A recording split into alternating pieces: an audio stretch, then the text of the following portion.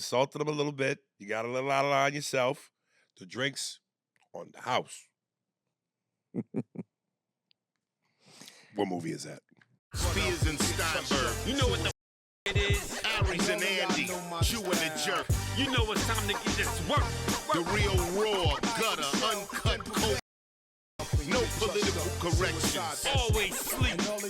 Being awoke. We discuss politics and jokes. Scribe, we lit. There's levels to this. Before you was on your mama. Aries Spears don't give a fuck. We talk about race a lot, racism. Much love to my loyal bag holders, rollers, loaders. We got them in the folders. The whole world on our shoulders. Spears and Steinberg. Yeah. That was wasn't that Goodfellas? Yes, sir. Yeah. Don't you ever go over my head again, you chew, but you. That's Casino. So where we left off. We didn't really talk about his childhood, though. I just want to throw out, do you think that in that kind of very masculine, macho time period, and coming from that kind of family, and you're kind of, I got to say, weakling, you have asthma, you're watching other people have a good time and doing things. Do you think that, what do you think that does to you, the mentality? It seems like he's internalizing a lot of this anger when he's little. Yeah. That he's going to take on with him. You know, I think it makes you who you are. And that's, you know, part of the, I don't think any true genius comes without a little bit of psychosis. You know what I mean? It kind of makes you who you are. Yeah, you have to be a little, yeah, there has to be some kind of breaks in you. Yeah. Because you have to have some kind of, you can't be part of the regular culture to be able to comment on it, because you would have nothing to say. Yeah. You know, I kind of spoke to this in last week's episode, but now that I'm running across it in my note, I want to mention it again.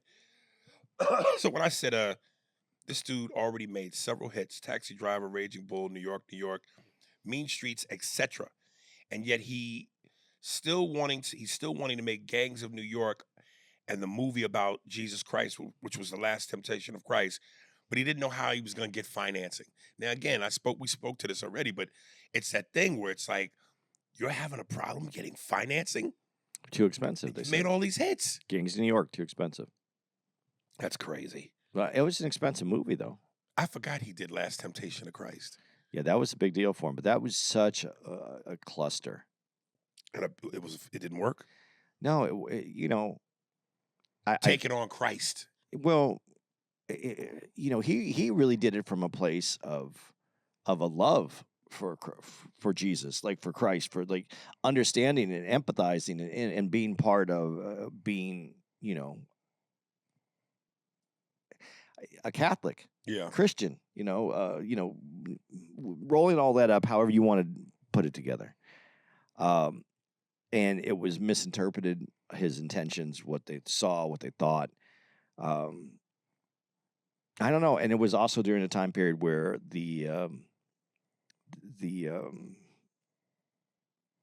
I don't know, what are they called? Mark will know the name of this. What do they call the conservative Christians? Is that what it's called? Is that the movement that happened during that time period? The movement, let's see. They became very political. The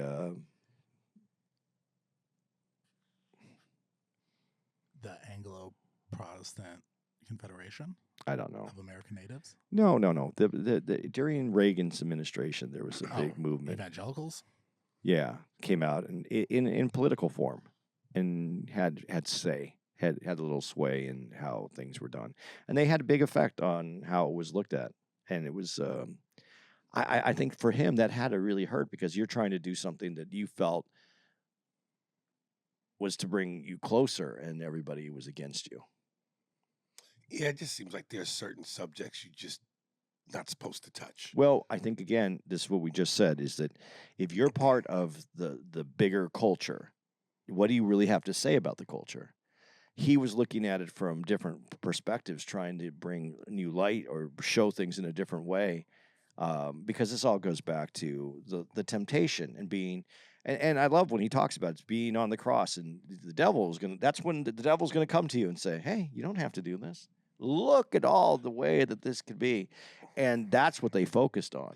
Listen, and I never really understood it. Of course, I didn't see the movie, but if you're getting upset, are you getting upset because there are lies being told? Because if he's telling the truth and everything that he puts in the movie actually happened, and he's telling the truth, what are you upset about? Because no one knows what the truth is, but the interpretation is, if you're on the cross, if you at any time at your weakest moment or at your highest moment, what was the thing that says at your highest moment, that's when the devil's going to come for you? Who said that? It was, what wasn't that? Denzel. I heard Denzel Yes, say it. but that's the thing. At your weakest moment too, when you have this moment, you're on the cross. You are the idea that you're the Christ. You're on the cross, but you're also a man, and that's what he was trying to get through. That this he's also a man, and then the devil comes to him and says, "Look, you don't have to go through this. Look at how your life can be. You could be human. Being human, as we understand it, is great. Look at it. You can have a life. You can have." You can have a relationship with someone. You can have kids. You can have a family. You can grow old. You can live this life. Why are you going to go through this? For who? For why? And isn't that what, if you believe in Jesus, isn't that what he had to give up so that for forgiveness for the people on this earth? That's what the idea is. But what Scorsese is showing, he has to be aware of this thing, because to give up your life not knowing what you could have or what's waiting for you if you handle your life in a different way, that you're not giving up anything. If I don't know it, if I don't accept that I could have this, if this is my destiny, this is all I have, I can't have this life, I can't be this, you're not giving up anything. You're just doing you're just marching in and doing what you're supposed to do. But if you have the choice, the last temptation, the last time that the devil's going to come to you and say, you can have this, you just have to change your ideas. And that's what it was saying. But what he did is he showed it. He showed Jesus with Mary Magdalene and they're having sex. So it wasn't like, it's not truth. The idea is that it's an idea for Jesus to give up something. He would have to know what it is to give it up. And that's what people couldn't accept, is that's what he was showing. They thought he was showing Jesus as, well, he was human, and I think that's the mistake. They were showing him as a human, living a human life and a human existence, and what he would have if he was able to give up being Christ. But over religion, people panic. All religions. It's not how we see it. It's not how we talk about it. All religions have a panic over these things. So yeah. When they mention when John Hinckley does what he does and says that a movie a la Taxi Driver inspires him to do what he does, clearly that person is crazy to begin with. So how much blame, if any, do you put on the movie for pushing him to that point? Since he's clearly crazy, wouldn't he have eventually gone there anyway within a matter of time? Or does some of that blame go towards the movie? How can you a nut job is a nut job. Yeah. So do you blame cars for car accidents? No, you blame the people that drive them. Right. So you blame Hinckley. He's crazy. If he's crazy, he's going to do crazy. He did something crazy. I can't blame a movie for affecting people, but we do need to understand that people on the edge can be affected by a visual. It doesn't make. I don't put any of that on the movie or Scorsese. I don't put any of it on the cars. I don't put any. People make their choices. Again, maybe it's because I'm not that I don't understand it. But when I said last week, I'm mildly famous. To be at superstar level, a la like a Michael Jackson, it blows me away what people will do that are heavily influenced by whatever they're influenced by. Like, for instance, there's this dude, he's a Michael Jackson impersonator. I didn't know he was Michael's nephew until I saw a clip today that said he was his nephew. But the guy playing Michael Jackson in this biopic, his name is Jafar Jackson. He's really Michael Jackson's nephew. There's another guy named Fabio Jackson, who I guess is Michael's nephew too. But anyway, he's a TikTok influencer, and he looks just like Michael. He went out of his way to get the surgery necessary to look like Michael Jackson. You got to be a whole different type of stupid and goofy to go, I'm going to dedicate my life to looking like someone else who I'm not because I'm that moved by them. Is he that moved by them, or is he a product now? Did he turn himself into a product, a Michael Jackson product, that he can make money and make his life just about that? I'm sorry. No man should tell another man how to go about his hustle. But I'm gonna tell you how to go about your hustle. That ain't it. But that's crazy. But there's people who do like people who become. There's people who've done surgeries and stuff to be an Elvis impersonator because that's how they make their living. I'm fine with putting on the wig and the onesie suit. And I'm fine with your verbiage. Hey, look at my. I'm fine with all of that. You want to stand in the street and with a box and collect some money. You want to take the act on stage in Vegas somewhere at a low rental casino. Fine, but when you start altering your actual appearance through surgery, there's something wrong mentally. Okay, you say that, and I'm not going to deny what you're saying because I agree with you, and I don't agree that it's necessarily mental. I think people see a strategic advantage. So when a woman gets breast implants to make her look fuller and more, but she's not trying to be someone else. That is exactly what she's trying to be. That's not what she came with. She's trying to be someone else. Technically, you're right, but I'm saying like somebody else that has an existence, that had an existence where you're going, I'm going to model myself after that existence versus I'm enhancing me so I can feel better. Yeah, okay. I agree with you on that point that you're making, the distinction that you're making. But this person feels like they're enhancing their career because now they look like what they do. I'm not agreeing with it. I'm just saying I understand the idea that someone might do that. Like we talked about this when we performed in Vegas at Wise Guys. It's why I can't support a cover band. It feels you're a knockoff. I want the real thing. If you cannot give me the real thing, I'm not doing it. I'm not buying into you going, well, I'm gonna sing Rick James's songs and I'm gonna act like Prince. I'm gonna dress like Prince, but I ain't Prince. What am I paying for then? The experience that you couldn't have because Prince ain't here to have it. And I said that before when you said it. I'd rather dig him up and put a radio next to him playing his songs. But you also had the experience where you could have seen Prince or you have been affected by Prince. These people don't have the same connection that you have to Prince. So if they didn't come up at a time when Prince was there and they have the Prince music and someone performing it, they don't know the difference. Oh, phooey. I live in a small town and, either those people are dead or, cheaper tickets, whatever, nothing to do. You got to smells fucking Blink-182 cover band coming. Smells like poverty. Dude, how small is your town that you have to have a Blink-182 cover band? I didn't want to throw heat and say Beastie Boys like that one dude who has the Beastie Boys cover band. That's kind of funny, though, because at least it's something big. Yeah, but it sounds like fun. Yeah. And this isn't the Beastie Boys, it's the Beastie Goys. Well, yeah. Shout out Beastie Goys. Out there in Huntsville. So what if somebody called in and was like, Aries, I'm getting the surgery to look like you? That's creepy, man. That's creepy. Send me some nudes so I can get the whole body right. But you asked, you had to take it there.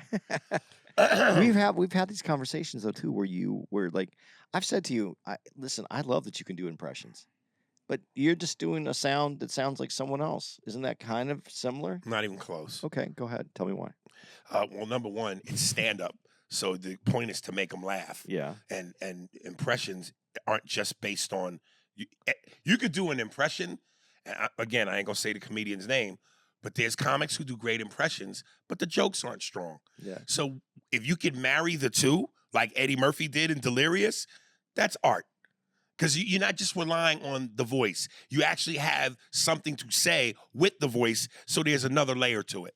And if you can make somebody laugh while doing the impression, because I could do an impression and it might not get a laugh. But if I do an impression and it gets a laugh, there's talent behind that. But you do a Jay-Z impression and you do that and people love it because it sounds like Jay-Z. Yeah. You also have a Jay-Z joke that you do with an impression. Yeah. But you don't do that one that much anymore. And they get just as heated up for just the Jay-Z impression. Like I said, I could do just the impression and it'll give them what they want.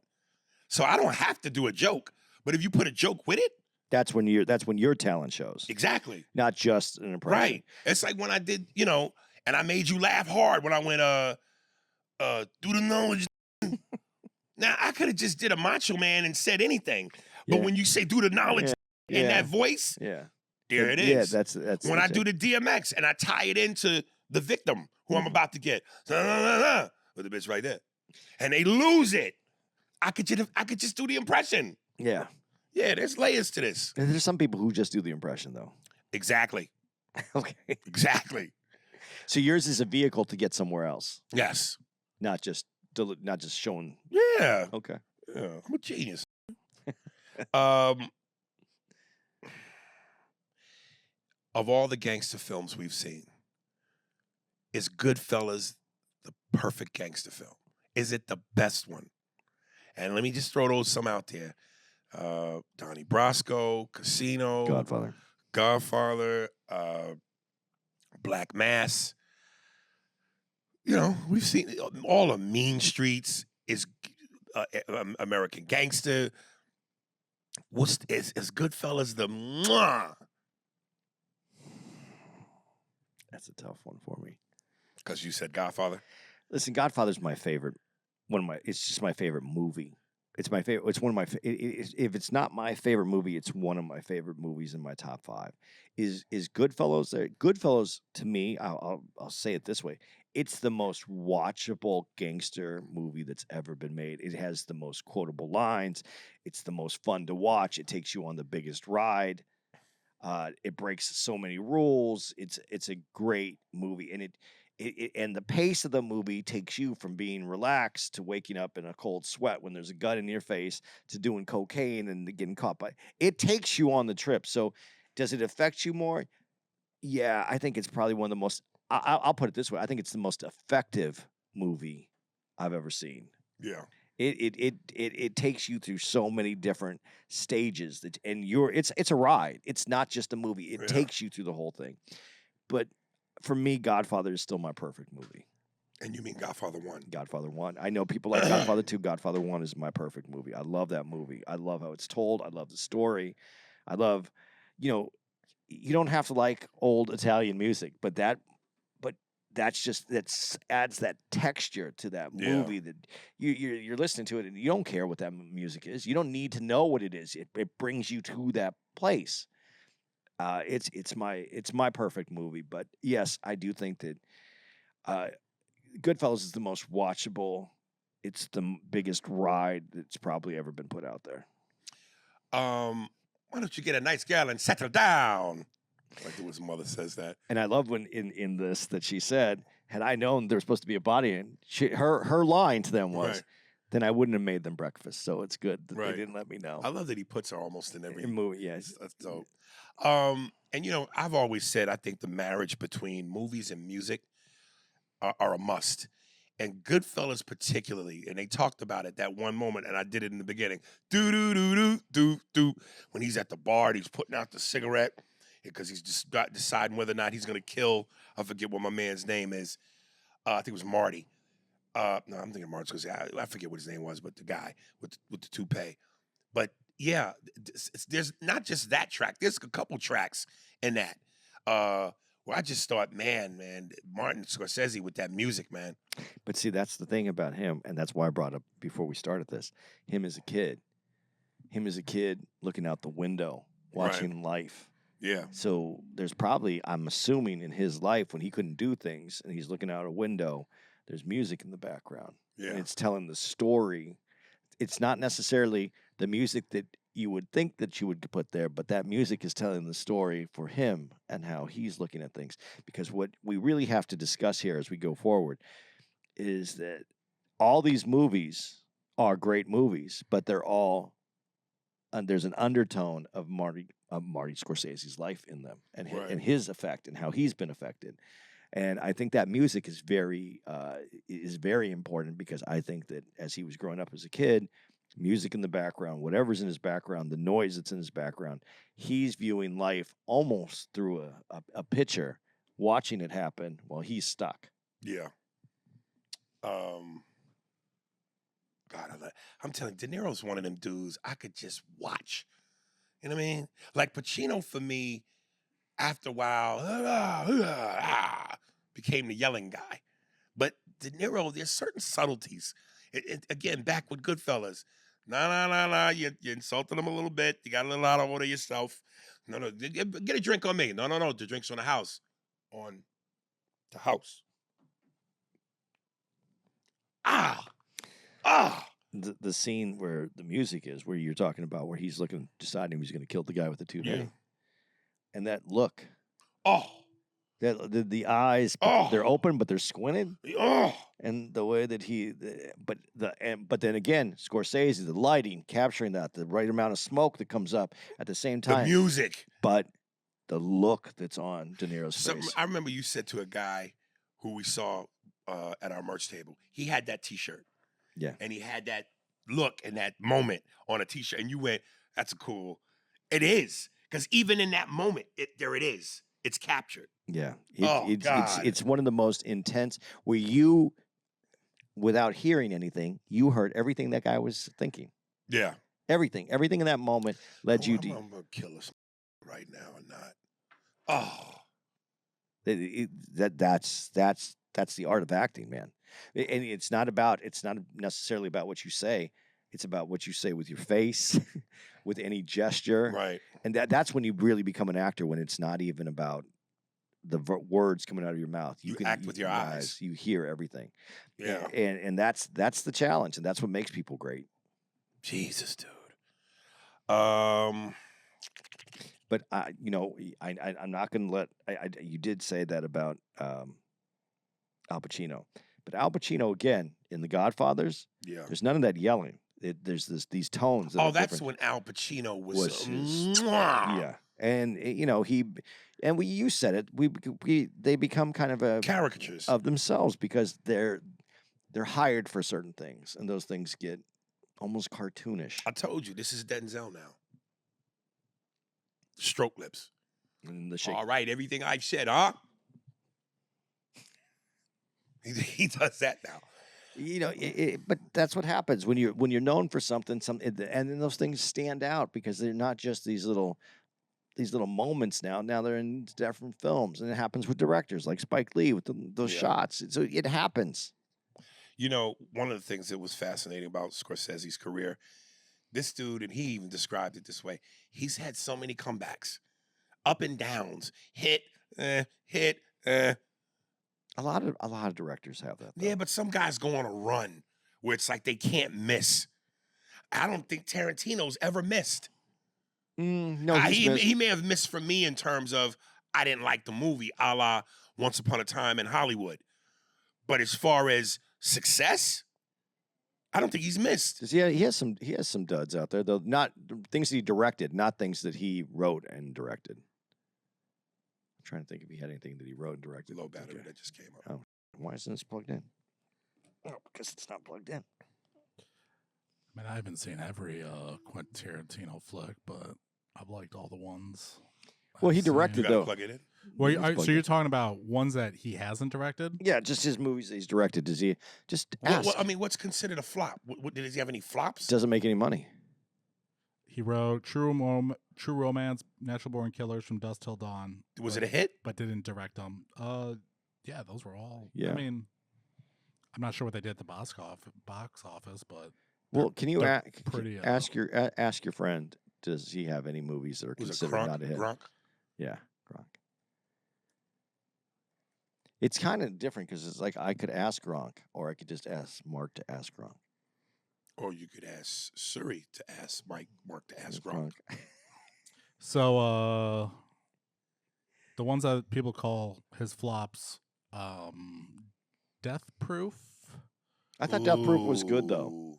But I don't think he directed that. Yeah, he did. No, he didn't. He actually had two directors that did it. It was Rodriguez, and I don't know who the other director. You can't just simply ask Gronk, what are Tarantino's flops? Well, I just did. I just gave the first one, Death Proof. Oh, okay. I liked it, though. Calm down. And then the other one. You got one, one more time. The other one would be Hateful Eight, but I love that movie. I did. Yeah, that didn't do nothing for me. That was boring. No, it was good. Not Oh, enough that was killing. You don't boring. like you don't like story, I do love story. What are you talking about? Bronx Tale was an amazing story. but it had action the whole time going through it. Yeah. You don't like. Do you like long jokes with a Look, long build up? I love Godfather. Okay. Yeah.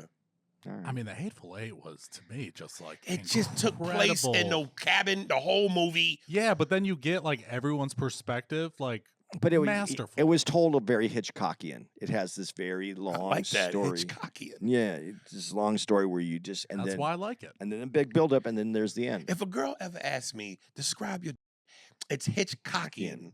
I like that. Go ahead. What else? So this one mostly says just those two that most people call his flops. You know, some of them might have not done well. Like Jackie Brown, it says used to be called boring in the 90s, but now universally top 5. Quentin Tarantino. There's a lot of dialogue. Kill in Jackie Brown. Bill was accused of being too talky in 2004. Yeah, but those Now are highly critiques. ranked. Those were critiques, but they're saying those are flops. Well, I mean, there's saying bottom line 2025, True Duds, Death Proof, and Hateful Eight. I like, but Death Everything Proof, else ranges from masterpiece to near masterpiece. Death Proof was definitely a cinema kind of idea, a genre of cinema at one time. So Bitch with a leg that's a machine gun. shit's funny, but that's kind of movies that were made there. Right? Those grindhouse films.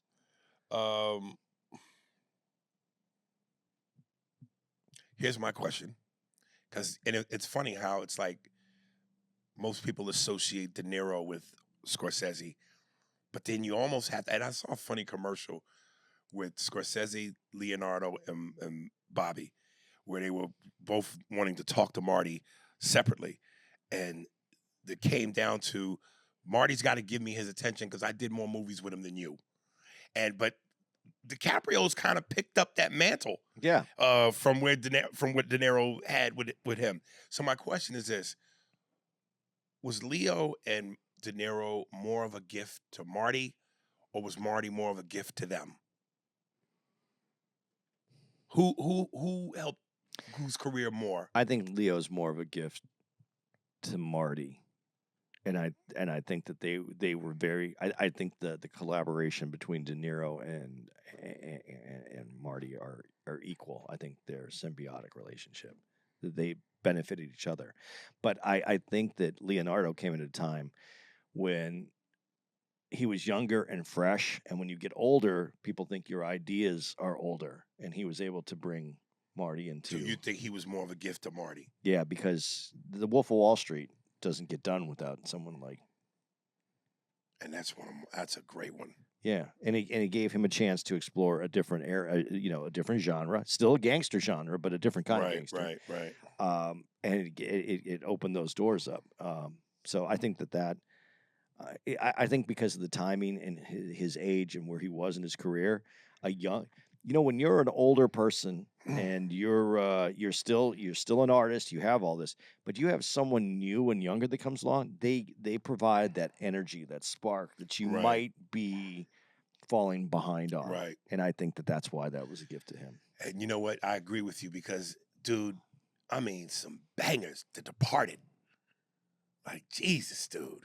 And that cast, Leonardo, Wahlberg, Matt Damon, Martin Sheen. But do you think that's Jack Nicholson? But is that his Academy Award winner? It is his Academy Award winner, but do you think that Did he win for that? Yeah, but do you think that is the one that if you were given it, oh, hell no. No, right? Goodfellas. Yeah. Or Casino. Yeah. There's still other movies in there that I would give it to besides those two. I'm trying to think, but I was thinking about it when that came out. I was like, is that in his top 5? Listen, and when they had the moment where I forget who was on stage, was it? It was oh my God, the guy behind The Godfather created it. Oh, who created Godfather, Mark? But it was him and another Mario something. No, that was the writer. Yeah, the guy that shot it, directed it. Coppola. So I forget who was with Coppola on stage, but it was Coppola and somebody else. And they knew this was... Yeah. Oh, Spielberg. Right, was on Spielberg. stage. They knew this was his moment. He was going to get it. There comes a point where Hollywood goes, we know we didn't give it to you for what you should have got it for, so here. And same thing with Denzel. You mean to tell me you give it to him for a Training Day? You think that's Denzel's best work? Training Day?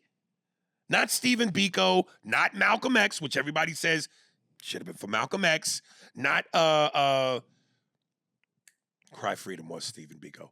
But yeah, you could name a couple of movies. But I think, and I agree with you. Al Pacino, they gave it to him for Son of a Woman over The Godfather. Well, they didn't want him in The Godfather, so it was Hollywood didn't like him for that anyway. Son of a Woman. The reason I don't like him getting in for Son of a Woman is because if as I said, if we make someone cartoonish, if we cartoon them up, that's his most cartoony. Oh yeah, Al Pacino ever. So Brad Taft, wherever you are, you too. But you took something away from him. You made him blind, so he's going to be louder. He's going to be more that the effect of his voice. But do you think? I mean, obviously, I think part of the reason why he got it for that, his portrayal of a blind man. Yeah. The way he would stare off into space, the way a blind person would. That's what the award is for. Yeah. But again, with Denzel, like he's playing a bad guy. He showed you his bad guy. Now, here's my question that I think a lot of people are going to ask: why do you have to be a bad guy to get an Academy Award? Why can't Hey, Jadakiss, that famous song, that famous line, and why? Why Holly have to let a white man papa to get an Oscar? Why Denzel had to be crooked before he took it? You know, there is something to question about that, but I do think that his character, and I do think that him playing off who was the other guy in Training Day, Ethan Hawke. Yeah. There was a really interesting chemistry that I wouldn't expect it from that. If you just said, "Hey, Ethan Hawke and Denzel are going to be in a movie," I'd be like, Ethan Hawke is an acting animal. He is, but I wouldn't have gone, "Oh, that's going to be this big movie," and I wouldn't have said a gangster movie was going to have this kind of impact in cinema the same way that did. It was an exceptional movie, but does Denzel have better movies? Yeah, John Q. John Q isn't my favorite movie. Yeah, but the way that tugged at your heartstrings. Yeah, it tugged at my heartstrings, but it isn't. It isn't where it's still a great movie, but there's just it's not my favorite of his. Yeah. Because he has to play it down a little bit. He has to play it, he's always played it down, but this is really, all right, whatever you do, son, you gotta have money, son. You gotta have money. You don't ever want to be poor in this life. You gotta have money, son, and treat a woman like a princess because she's your princess. Wait, so who'd you guys say who needed who more? De Niro and Scorsese? Were De Niro and Robert De Niro more of a gift to him, or he more of a gift to them? And what would you guys say? He said that Leonardo was more of a gift. No, first with De Niro. What, with De Niro? I thought there was symbiotic, that they needed each other. No, they help each other. Yeah, but that's what I thought. I thought Leonardo was more of a gift. But I agree with that assessment, because by that time he got Leo. He was much, much older. And the thing that he said about your ideas and your energy, energy. So this is I just kind of typed it and see what Grok would say. And for Robert De Niro and Martin Scorsese, it says De Niro was the bigger force for Scorsese. Who? Scorsese. It says proof before De Niro. I'm just gonna call him Martin. Was a promising indie guy with 0 Oscar noms and one $2 million grossing film. First film together, Mean Streets, instantly put Marty on the map. Taxi Driver, 4 Oscar noms, including Best Picture. Raging Bull. De Niro's transformation saves Scorsese from cocaine collapse and career suicide. De Niro literally dragged him back to set. And De Niro won his only Best Actor Oscar for Raging Bull. Scorsese has never won Best Director with De Niro. So it was saying De Niro. Yeah, but I don't agree with that. But I do agree with one of the parts that it did bring up. Without De Niro, I don't know that Scorsese makes it. Because but we're talking about, I'm talking about the being an actor director, not a friendship. And I think that the actor and director, that's why I said Leonardo, because he took a man who had a great career, but was older, and that brought him into a whole new section and brought him a new audience. Well, where De Niro wasn't a big famous actor until he got to Scorsese. But when you have the talent of a De Niro, I think you're going to do what you're going to do regardless. Yes. But would his career have been the same without you take away all those Scorsese films? Would take away Taxi Driver, does De Niro become the De Niro that we have? Because that opened up the door for De Niro as well. Yeah, but then to say he was already doing. He was doing too, but so was Scorsese. But that's why I said their relationship was symbiotic, where they were able to bring the best out of both of each other. I think one of the most underrated, not given enough flowers movie that the two of them did, Cape Fear. Well, they talk about that, and it was a hit. It was a hit, but it wasn't. Man, that you talk about the transformation to a bad guy. I mean, I was scared of De Niro in that. I was scared of De Niro, not of the Max Casey, just that he went and made himself look like he'd been in prison for a long time and had the body. When he bites that chick's cheek, mm-hmm. and then also he takes on the 4 guys that Nick Nolte hired to beat him up, and he beats them up, and Nick Nolte's cowering behind the dumpster, and De Niro kind of knows he's there but doesn't go see, but he knows and walks away. He is but you do know that's a remake. That film was already made. Yeah. So I think I think that's hard for movies to get over the fact that it's a remake, unless it's The Star Is Born, because The Star Is Born has been made 3 or 4 times now. And then this one says DiCaprio kind of needed. Who? DiCaprio. You said DiCaprio. DiCaprio. Jesus. Yeah, okay, you would think as much that goes in your mouth, you could pronounce Leonardo easy. What now? Take away what Grok said to you. What is your personal opinion? Well, after reading this, yeah, it kind of seems like he needed Martin Scorsese. No, he just said he didn't need him, but he took him to another level. Because if you think about the films that he just told you without Grok telling you, and then you proceed to go, well, after I read this, so forget that you read it. Well, it's already out of the bag. Because read it again, and then read the part where it says that Leonardo DiCaprio had come off of, what movie was it? Oh, Titanic. And so I guess he really needed Scorsese at that time. No, but he said that he was stuck in that pretty Titanic boy, romantic but lead. He was first film together, Gangs of New York, first serious actor role, Aviator, 2004, best actor nom, The Departed, first best picture winner. He starred in Shutter Island. After Titanic, Leonardo could do whatever he wanted to do, and he was the one who got Marty the money to be able to do the movies that he wanted to do because he had Leonardo. So put that into Grok and tell Grok to suck that. Speaking of which, necessarily, I've never seen Gangs of New York. Oh my God! I never really wanted to see it. How? Because one, I'm not big on period pieces, and 2, it just doesn't. If I hear gangs in New York, I'm expecting some heavy violence. There is. It's one of the most violent movies ever. Them top hats, I don't believe it. No, you period pieces can get bloody too. So you need to see this movie if you haven't seen this movie, dude. The amount of stuff that you miss on is unbelievable to me. That movie, and it's talking about the original that when New York happened. Everybody talks about New York, and it's paved with gold. No, it was brutal. It was ruthless. And that's what this is about. And there's more to it than even this, but he does a great job of capturing this movie. Really? Yeah, you got to see it. You might not like it, but I if you want brutality, this is a brutal movie. I mean, it's Daniel Day-Lewis too.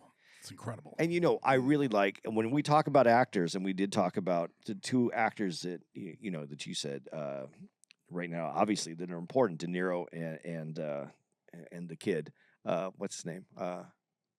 DiCaprio. Yeah, that's that one.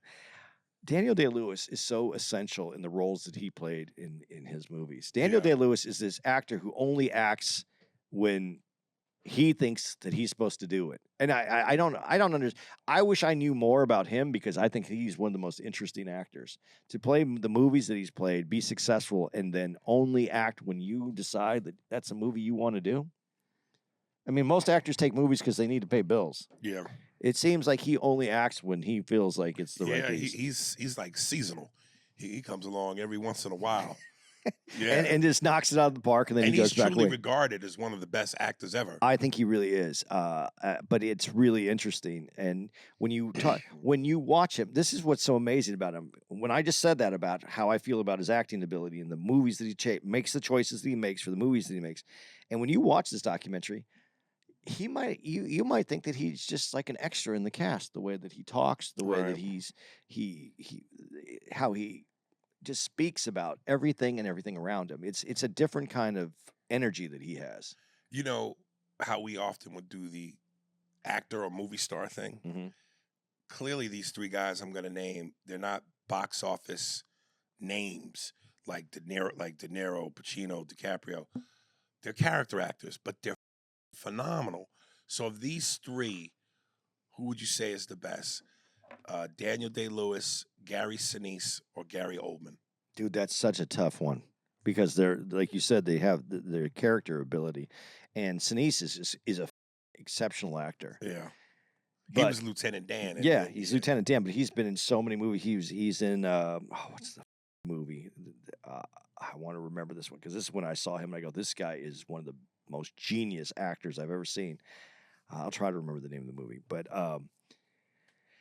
Daniel Day-Lewis, after I saw My Left Foot and the way that he captured it, and he could actually paint with his foot by the time this movie was over, that's an amazing movie. I have to give it to him because he doesn't come out to do a movie unless he thinks it's important.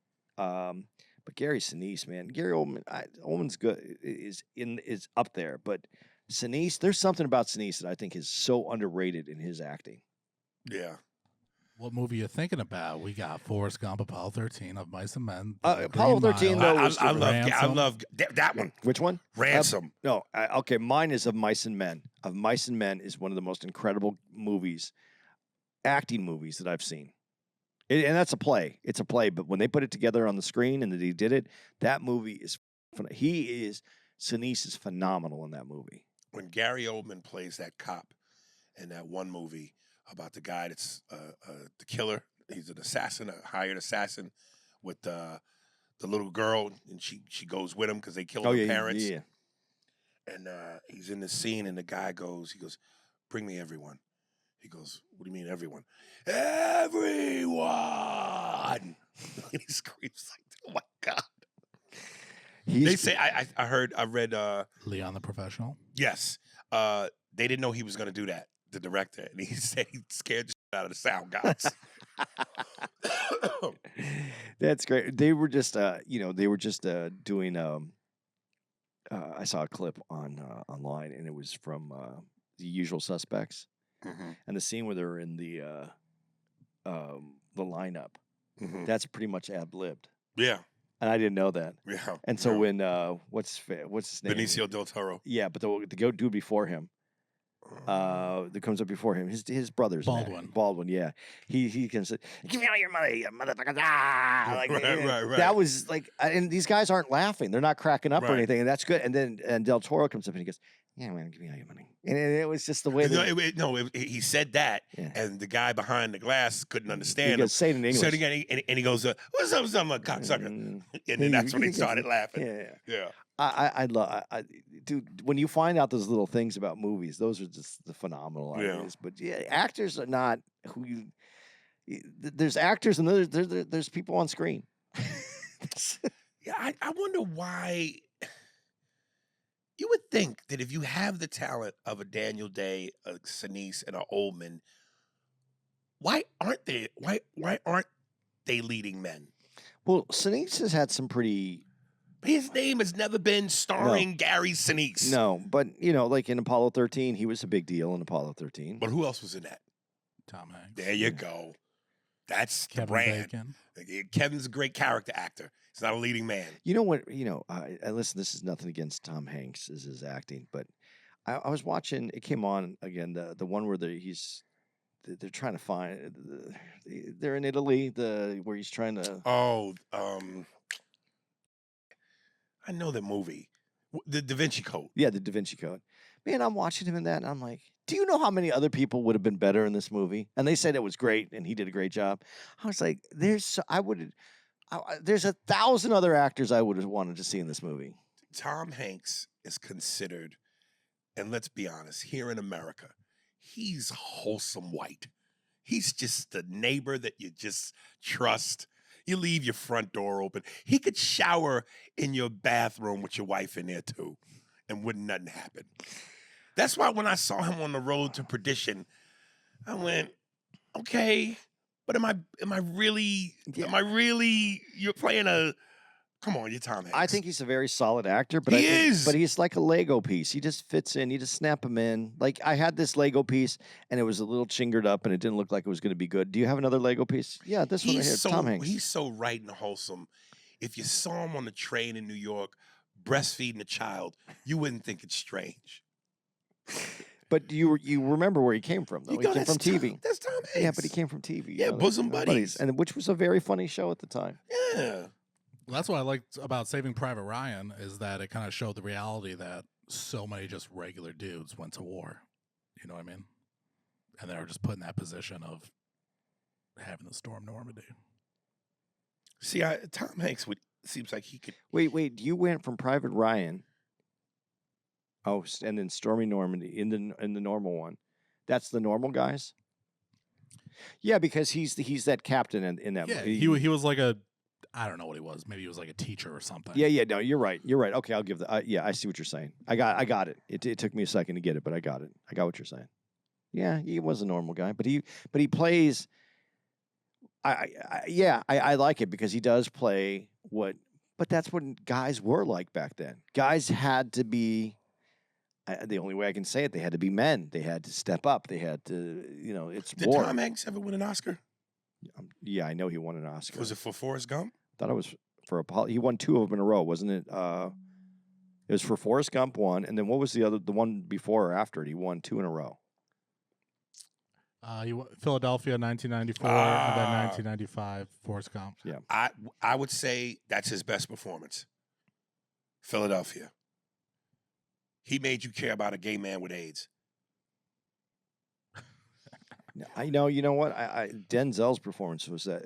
Hey, Denzel was solid. No. Denzel's is the most extraordinary performance in that movie. Over Tom Hanks? Yeah.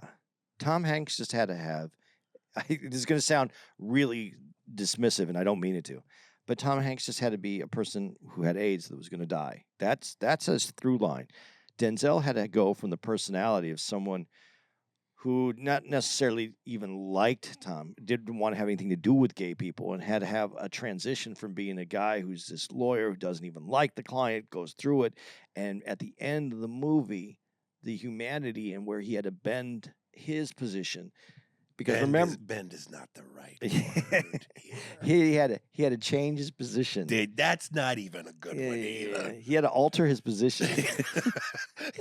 We have to come up with words that don't sound like a gay innuendo or a gay suggestion. But he had to do that. He had to be more flexible. That's not a good word. No. How about this? His arc in his personality. There you go. Ding, ding, ding, ding. Was so dramatic, and it had to be done in a way that was believable. He didn't just start off like when the guy comes up and goes, "I really appreciate. Would you like to go out in the drugstore?" Yeah, and he had to show who he really was, and he had to take that from there to becoming who he became, and that's the story. To me, that's the story of like our humanity and who we are as people, and that's what he was able to capture. Yes, the Tom Hanks story is devastating because he's going through this trauma and he's trying to hide this and he's doing this, but Denzel's performance was honest about what people thought at that time, and can I catch this from just being around you? From he that arc of that story, you give the award to whoever you want to give it to. I really thought Denzel's performance in that was spectacular. It would have been funny if you, in your attempt to say the right word, at first you said his arch. His arch. Like, that ain't the right word either. Here's a little fun movie fact for you guys, if you want to check this out. The same way somebody pointed out to us about that little kid getting trampled in Rocky 2. Remember that? Yeah. That scene with Denzel in Philadelphia, the lawyer commits a crime because after he checks dude, Denzel walks right out the store with the bags. He never went to the counter to pay for his shit. Pay for his stuff. Yeah, so watch that scene. After he throws dude back, he's got two bags full of items, and this walks right out the front door, bypassing the counter. So the lawyer just stole. How did he get the bags? He had to pay for it if he had the bags. No, so he brought his own bags. Okay. Back then, they didn't bring their own bags. Everybody got free bags. Back then? Yeah, everybody got free bags. Yeah. This is my last note. So again, this was astounding here. Oh, incidentally, Rocky 2 was on the other day.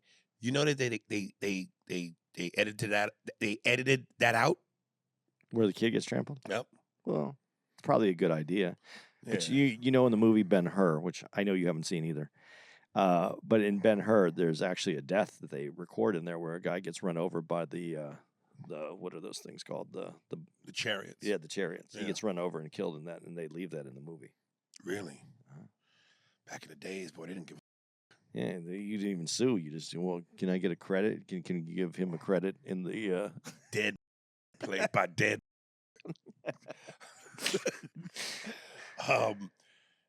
I'm absolutely. Can you see if that's still true? Maybe I'm wrong about it. The chair. You know who starred in that movie? What was the question? Ben-Hur. Yul Brynner. Did Ben-Hur what? Did someone actually die in the movie, and where's the scene left in? Charleston Heston and Yul Brynner. That was one of my dad's favorite movies. Charleston Heston was he was the dude back then. Oh, he was the man. He was what is a real man. He was that type of motherfucker. Him and John Wayne. And yeah. My two of my dad's favorite movies was Ben-Hur, The 10 Commandments. I must have seen that a goddamn zillion times, and The Godfathers. You know John Wayne though. When you go to the what's it called? Harkins Chinese Theater or whatever it's called now, or whatever. I don't know. Man's Chinese Theater. Man's Chinese Theater, yeah. And they have all the footprints out there. Yeah. You know, John Wayne's is only like 5.5, size 5.5. Yeah, but I packed a mean cowboy. It's very funny. You go out there, it's like kid shoes. Right. That racist. You're saying someone died during the movie making it? When they were shooting it. No, it didn't happen. It didn't happen. Someone said that someone got ran over by the chariot. That's the news that I heard when I was a kid. I don't know if it was true. I just threw it out there because it's a myth. It's a myth. It says it's a myth. Doesn't surprise you fell for it though. It says it's a myth. I was 8. I was 8. You've been getting snippy lately. What are you talking about? You motherfucker. Yeah. I was 8 years old. I fell for it. I wasn't surprised. I'm absolutely blown away by this point of, again, how disparaging show business is. So by the time Scorsese and De Niro get to Wolf of Wall Street, they both had major successes, and Scorsese had an Oscar for Best Director. He had an Oscar now. And yet the studios are turning down Wolf of Wall Street to the point where DiCaprio has to get independent financing. How does that happen? Titanic, Oscar for Scorsese, and what? It's pretty funny though because you just said that, and Grok said that that DiCaprio needed Scorsese, but that really sounds like Scorsese needed DiCaprio. Yeah. And all of DiCaprio's movies are all so I fall for it. He said I'm the one who falls for it, but he reads that, and I asked him after he read it. I said, but what do you think? And he goes, well, after reading this, I believe I heard some things. Well, it makes sense. All the films he's in is Martin Scorsese films. Yeah, you're right. Yeah, you're right. You are right. Go ahead. Keep going. Let's that was that. That's all I had. That's all you had. Is that the end of the whole Scorsese? Yeah. Here's one of the things that I love the most about the whole documentary. And I had some other things, but we're so far past them. I'm not even going into it. But here's the thing that I love the most as we talk about Scorsese and what is his problem, and these execs and everybody has, is he doesn't always give you the answers to his movies. Most movies, they make a moral decision for you.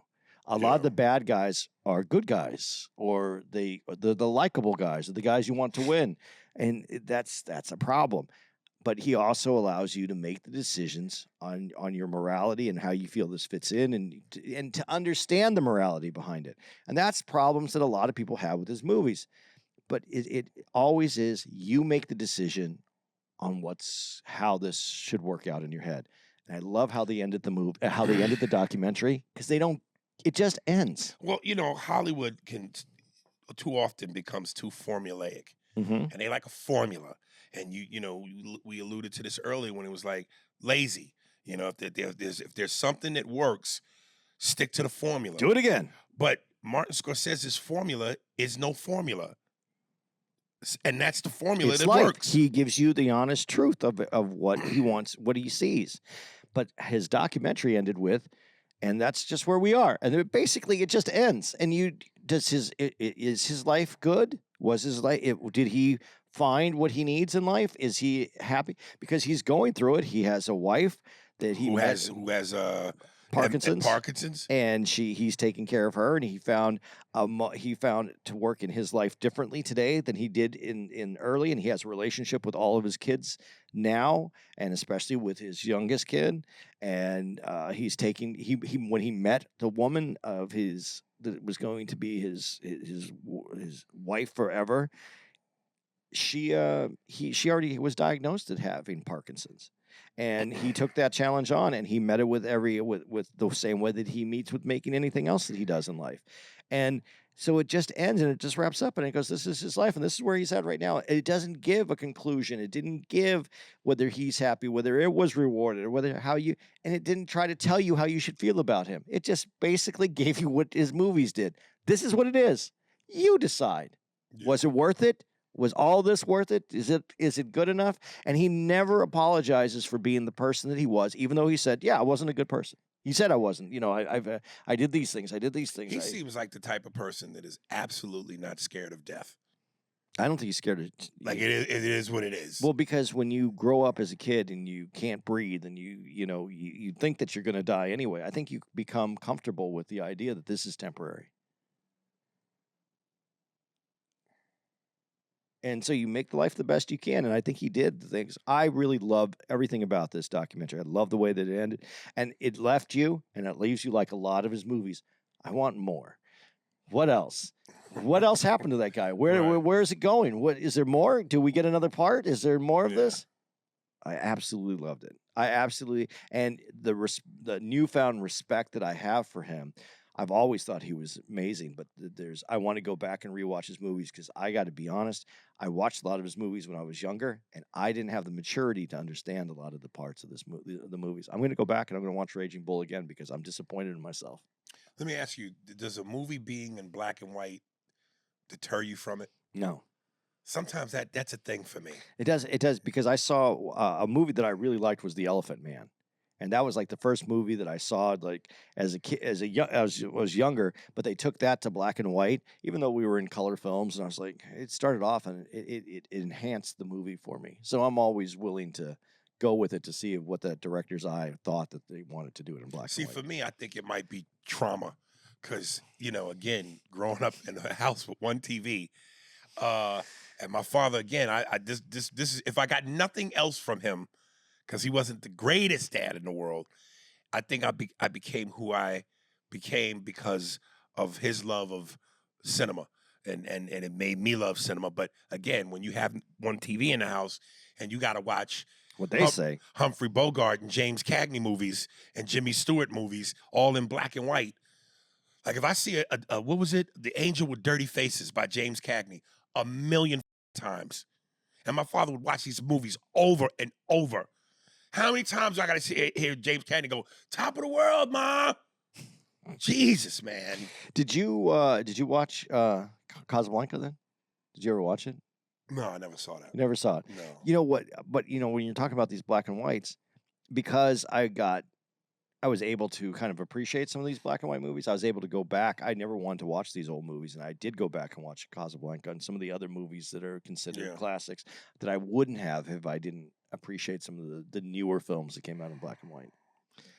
Dracula with Bela Lugosi. Dude, that was so good, though. Oh, the Wolfman, Frankenstein. Dude, I did. With the black and whites I watched were, it was through my dad, man. But I loved Abbott and Costello. Oh, yeah, that too. I loved Jerry Lewis and Dean Martin.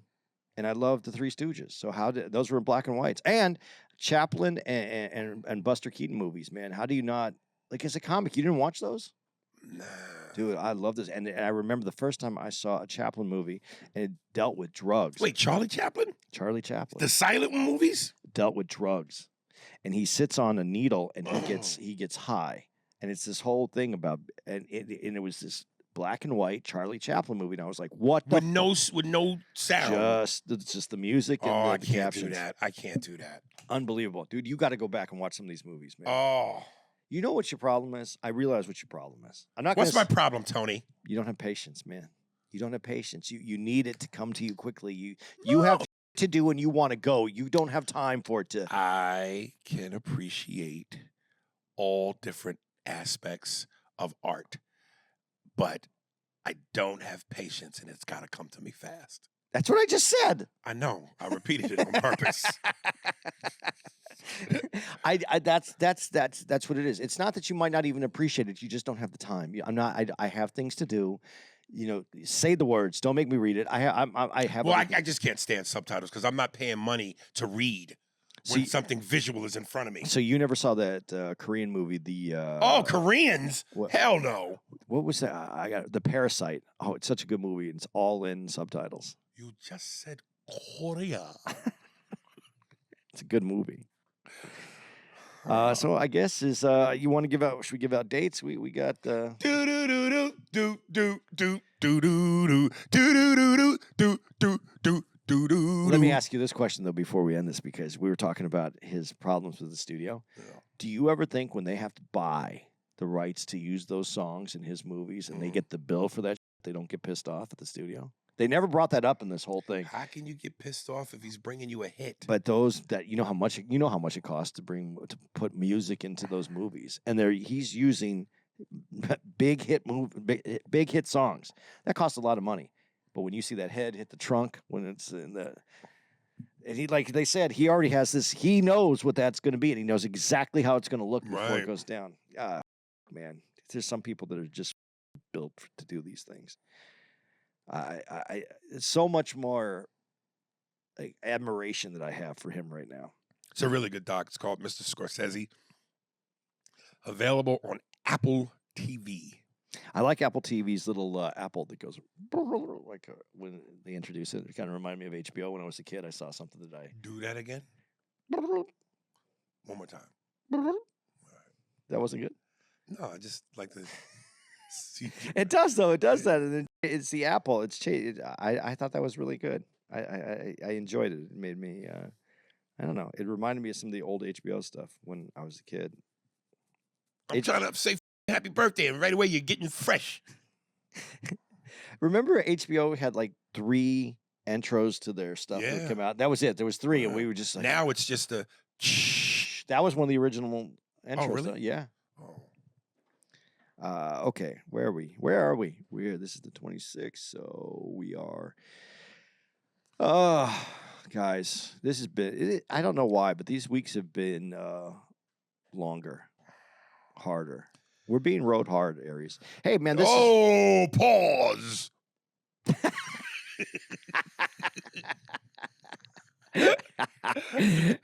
Well, this is Thanksgiving weekend, man. When you're listening, like a Mark Shorts tucked in his ass, dude.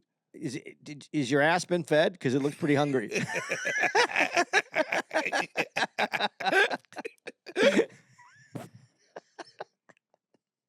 They were all the way in there. That just really sunk in.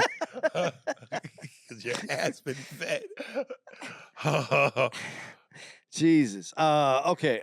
This is Thanksgiving weekend. Aries is in Fort Lauderdale, delivering comedy for Thanksgiving. I'm delivering the comical K here in Florida. Because you spend those days with your family, and you need to get out of the house, go see Aries in Fort Lauderdale. Oh. I can't, I love my family, but 2-3 days. Dude, I wish I had your life, man. Just me and the girl, no kids, eating pizza and drinking wine. I miss my kids though all the time. I miss them. I talk to them all the time. I miss my kids, man. I can't wait to get out there. But see, that's the thing. Because I miss them so much, this Thanksgiving, and we do Thanksgiving, me and my boys do Thanksgiving every year. Your kids are grown. And I miss them so much. So we get together and it's like the best time. We laugh, we joke, and they're men now. So we get to do men. Watch porn and drink beer together. Call some hookers. No, I mean, no. We get to do men shit. We get to go out. We can have a drink. We can go have dinner. We can go do. Would you ever watch porn with your sons? No. That would feel weird. No, I can't. I wouldn't watch porn with another man in the room. I don't think. I don't know that I did see this when I was in high school. This dude had his dad had all these like 8mm movies, and he had a shop, like he had like a mechanic shop. And we'd go over there on Friday after the shop was closed, and we'd all go over there, and there'd be like 8 of us, and it was just like, this is my dad's 8mm movie, and there was all these. He just he'd play a movie, and they'd only last for like 10 minutes, and they'd just go on this little. But it's a bunch of like kids, but guys, and we're watching these movies, and we're all like, like it's. But it felt like, why am I? And then I started like I'm in a room, and that was exciting. But there's just nothing but a bunch of dudes around me. This is gross. Let me ask you: the same way you could sit down and watch your favorite movie with your snack, would you ever watch porn and eat? I don't think so. I don't think so. But I have been to a strip club and ordered some food at a strip club. No, I'm talking about you watching full in shots No. while eating while sipping on a milkshake. Yeah, eating a bratwurst and drinking a milkshake. No, if they're serving hot dogs at a porno theater, there's something wrong, man.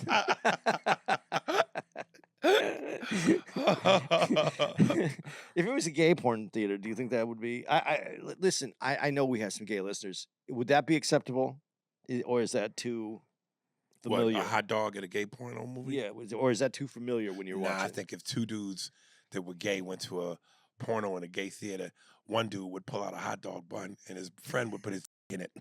Dude, there was the comedy though. There was, and the guys, they take the mom to this, like, I don't know if it was a strip club or whatever, and the guy goes to serve the hot dogs, and they pay. I don't remember how the setup. There was a setup to this, but they were trying to with the mom. Yeah. And so they all have. He puts the hot dogs on a tray, and and everybody knows which hot dog they're supposed to grab, and then the mom goes to grab the last one on there, and it's the dude's dick. Well, she's great. Dude, I'm telling you, when I say to you, when my father lived in New York, and we moved to Jersey, and my mother would take me to go to my dad's house on the weekends sometimes. My dad would leave me at the house while he'd go off and do some shit. And again, his porn collection, his dirty magazines, he left out in the open. So I got real familiar with Chester, the child molester, the cartoon. Yeah. So I saw that was in a bunch Hustler, of those. wasn't it? Yeah. Yeah, that's sad that we know that. Like I knew that. That was 80s. The 80s. That's how it rolled. Because never mind. Speaking of which, please y'all check out my website, ariespears.com, and check out and buy my t-shirts. I got one that says, "It's not my job to bring home the bacon and fry it." The other one says, "We know life ain't fair, but why does it go out of its way to be cruel?" There's another one that says, "Built 80s tough." And there's a new one that said, "Take life with a grain of salt, but then add tequila." All right. Buy the shirts. Okay, as I said, Aries is at Fort Lauderdale for Thanksgiving. I am at Stir Crazy Comedy Club in Glendale, Arizona by the, what's that called out there? Westgate. I'm at Westgate, and it's Stir Crazy, and we'll be out there the weekend. Please come out, support, local guy, stuff me over. Let's make me bookable. Let's see. Then on December 5th, we're at the Flagstar at the Westbury Music Fair in Westbury, New York. December 6th, we're at the Veterans Memorial Auditorium in Rhode Island. December 12th through the 14th, we're at the Funny Bone in Orlando. And December 18th to the 20th, we're at Cobb's Comedy Club in San Francisco. And I'll throw in one more because it's another week. December 26th to the 28th, we are in Arlington, at the Improv in Arlington. Which one is that? Is that the one with the dueling pianos, or is that the one? Do you know which one it is? No. Addison, or it's Addison, but Arlington. I don't know which one Arlington is, and but it's all in that Dallas area. And January 8th to the 11th. No, January 2nd. I'm sorry. Where am I? Oh yeah, January 2nd. Oh no, we don't know this because Aries keeps tantalizing me with this idea. Oh, about the Bahamas? Yeah. I promise I'll find out this week. So I'm going to stop there because I don't know actually what happens after that. And don't forget to check out it. By this time, you're listening to this, it should be on his website, though. We have a tour going on in Europe, and that's coming up. So if you go to his website, that should be up by the time you're listening to this, because this is at the end of November. Well, every now and then I got to go back to that funny clip with Tommy Davidson, Charlemagne the God, and this event organizer with Tommy. And the guy's talking about, yeah, we like as many men to come to the function as possible. A lot of guys come all the time, and as many men can come as much as they want. 2, 3, 4, 5 guys can come at once, and we like them to come 6, 7, 8, 9 times. And Charlemagne goes, pause, God damn!